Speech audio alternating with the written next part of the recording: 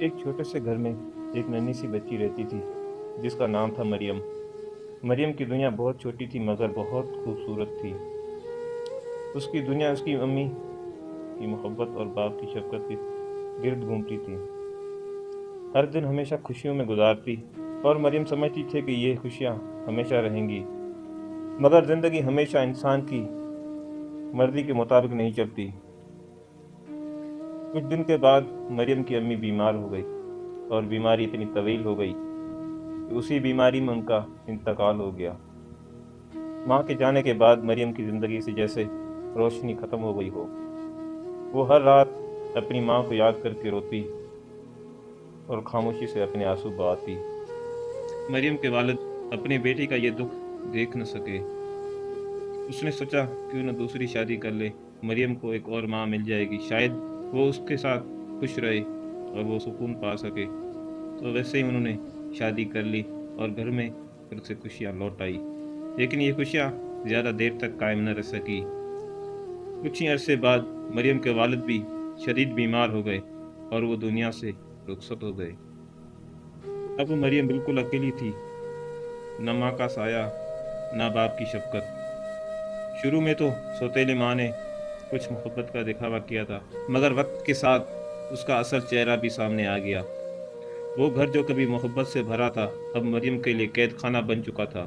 ننھی مریم سے گھر کا سارا کام کروایا جاتا، صبح سے لے کر رات تک کام۔ وہ ننھی سی مریم کبھی جھاڑو لگائے، کبھی برتن دھوئے، تو کبھی کپڑے دھوئے، تو کبھی فریج صاف کرے، کبھی تو بھاری پانی کی بالٹیاں بھر کر لے آئے۔ جب سرد راتوں میں سب آرام سے سوتے تو مریم ٹھنڈے پانی سے فریج دھوتی اور بھوک سے بلکتی ہوئی سو جاتی۔ اکثر وہ راتوں کو اپنے والدین کی تصویر سینے سے لگا کر روتی رہتی اور کہتی، امی ابو آپ مجھے کیوں چھوڑ کے گئے، اب مجھے گلے لگانے والا کوئی نہیں۔ وقت یوں ہی گزرتا گیا، ظلم بڑھتا گیا، مگر مریم خاموشی سے سب برداشت کرتی رہی۔ ایک دن مریم کو شدید بخار آیا، اس کا جسم کانپ رہا تھا، لیکن سوتیلی ماں نے اسے حکم دیا، اٹھو اور کچن کے برتن سارے صاف کرو۔ کمزور مریم نے ہمت کی، مگر چند قدم چلنے کے بعد زمین پر گر پڑی اور بے ہوش ہو گئی۔ اسی لمحے اللہ پاک نے مدد کا راستہ کھول دیا۔ مریم کی خالہ برسوں بعد اسے ڈھونڈتے ہوئی بالآخر اس تک آ پہنچی۔ جب اس نے مریم کی حالت دیکھی، اس کے کمزور جسم پر ظلم کے نشان دیکھے، تو ان کی آنکھوں سے آنسو بہنے لگے۔ انہوں نے فوراً مریم کو وہاں سے نکالا اور اپنے ساتھ لے گئی، اور وہاں جا کر مریم کو پہلی مرتبہ سکون ملا، محبت ملی، اپنائیت ملی۔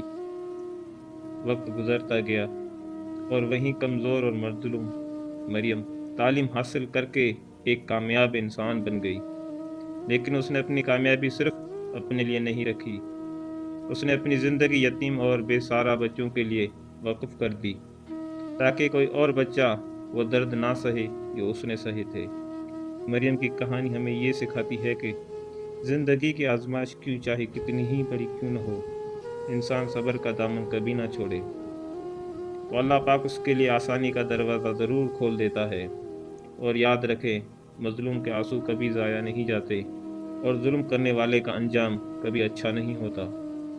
آج کی ویڈیو آپ کو کیسی لگی کمنٹ باکس میں ضرور بتائیے گا۔ اگر ویڈیو پسند آئے تو لائک شیئر ضرور کیجیے گا، چینل کو سبسکرائب بھی کر دیجیے گا تاکہ ہر نئے آنے والی ویڈیو کا نوٹیفیکیشن آپ تک پہنچتا رہے۔ اگلی ویڈیو کو دیجیے گا اجازت، اللہ نگہبان، اپنا بہت سارا خیال رکھیے گا۔